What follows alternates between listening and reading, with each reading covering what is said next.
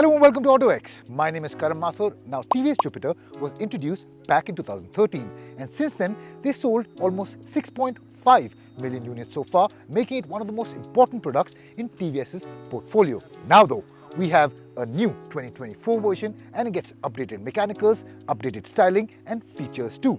So in this video, I'm going to tell you all there is to know about it.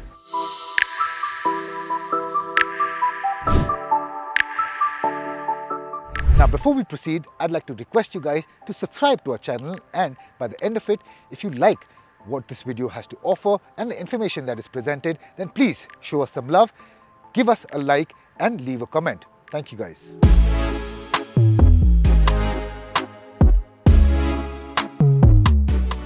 First and foremost, let's start with the styling.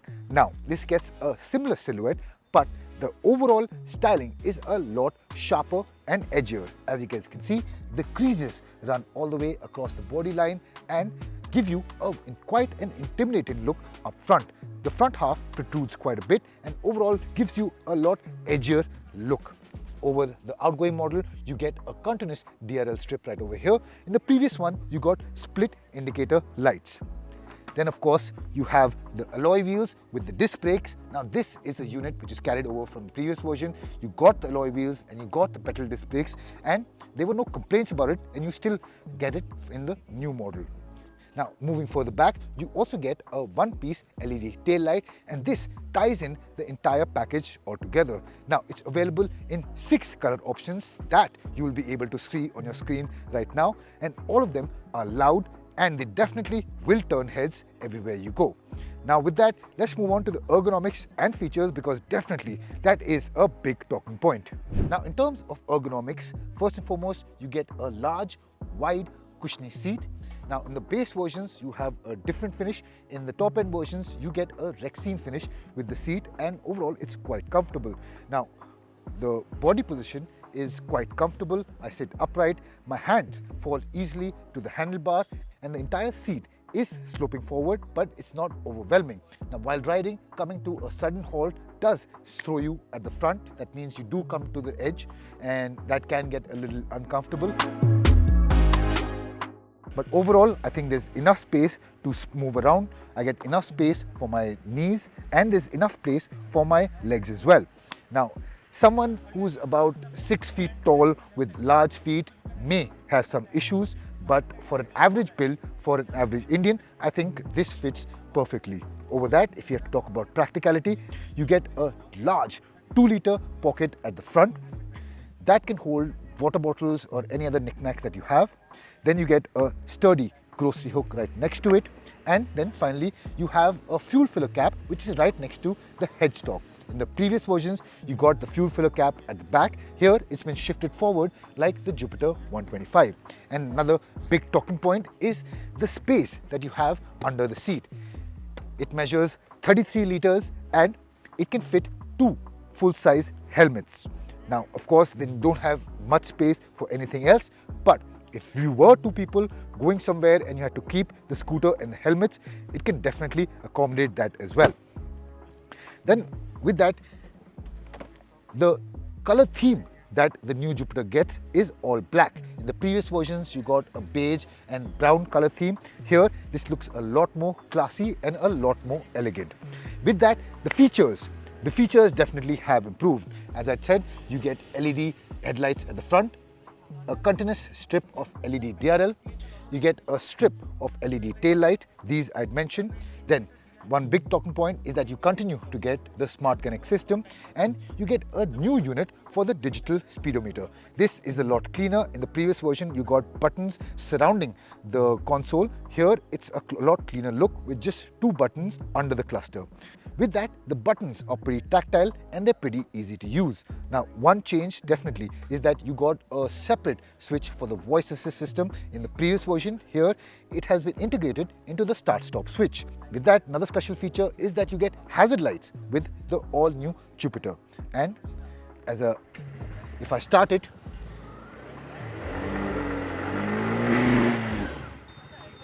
it also gets emergency stop signals. You come to a halt all of a sudden and with warning lights and audible warning, you can tell the people behind you that you're coming to a sudden stop.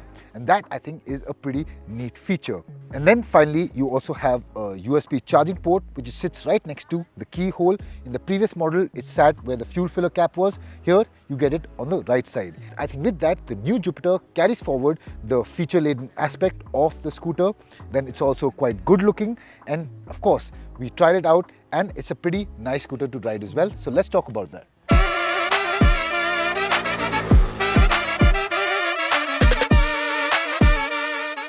Now let's talk about mechanicals, and this scooter gets a 113cc single-cylinder fuel-injected motor, and that makes 7.9 bhp and 9.2 Nm of peak torque. However, it is paired to an electric motor assist system. Basically, it is a generator which takes power from the battery and gives you sparks of added performance with the ICE engine. That comes from either standstill or roll-on acceleration. Once the generator unit is all charged up, it gives you an extra boost of performance over what the normal engine offers. And even in roll-on acceleration, if you twist the throttle suddenly, not gently, it will also give you a slight boost of power, giving you that extra oomph. Now, in terms of its performance, I think the acceleration was pretty linear. It was pretty progressive. Now, TVS claims it can do a top speed of 82 km/h, but on TVS's track at full pelt and in a tucked down position, I saw 89 km/h on the speedometer. But over that, it is pretty refined. The engine is really smooth, and you will never have a problem holding its top speed or whatever speeds you're doing. It just remains calm and it gets the job done. Now, what I did like about the electric assist was that it is not jerky at all.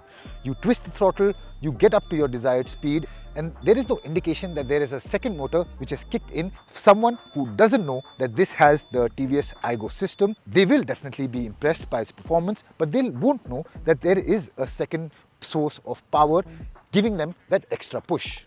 Over that, what impressed me more than the performance was its handling. The entire package weighs just 105 kgs, and that plays a big part in how light and nimble this really feels. All my steering inputs were responded to very directly. I had no issues with how I wanted to steer the scooter. You get a wheelbase of 1275 millimeters. Now, not only does that give you a lot of space to sit and have all your belongings, but that also plays a big part in how stable and sure-footed this bike really feels. You get it into a fast stretch of highway, and whatever speeds you're touching, it'll remain calm and collected, as I just mentioned. Now, the Jupiter is running on TVS Contour tires, and even though they have a pretty aggressive tread, I think they did a pretty good job in terms of giving you and building your confidence through the high-speed sections of the TVS track. So in my opinion, I think it is a decent vehicle in terms of the handling department. Whatever inputs you give it, it'll follow it and it'll do it well. It'll remain stable and planted through the corner, all the while building that confidence as I just mentioned. Now, even with abrupt and aggressive steering inputs through a corner, it remained unfazed and gave me that confidence which I just mentioned. And with that, I think, like the performance, the handling of this motorcycle is also pretty satisfactory. Now, I would have to say, with the electric assist and how it looks, I kind of expected this to have a little more oomph than it did, because it does feel brisk, but it never feels fast. It doesn't excite you. It gets up to speed fairly quickly, but it remains planted and predictable throughout. Obviously, that's not what it's meant for, and overall, the purpose what this has to serve, I think it does it well. Now, if I have to talk about the suspension components, well, this gets telescopic forks at the front and gas charge dampers at the back, and both of them, I think, work cohesively well in order to bring you a pretty nice handling package.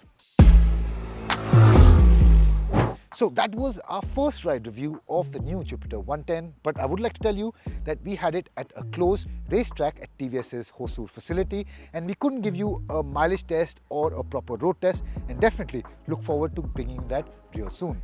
Now, this gets 4 variants to choose from: the drum alloys, the drum connect, and the disconnect. This, the top end version, is called disconnect. And now we look forward to what the pricing is for all these 4 variants. Overall, it's light, it's comfortable, it gets the features, it looks good, and I think it is a good evolution over the Jupiter that we know and love.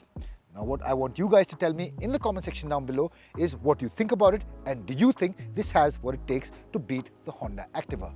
Well, that's it for me. My name is Karan Mathur. Thank you for watching. I'll see you guys real soon.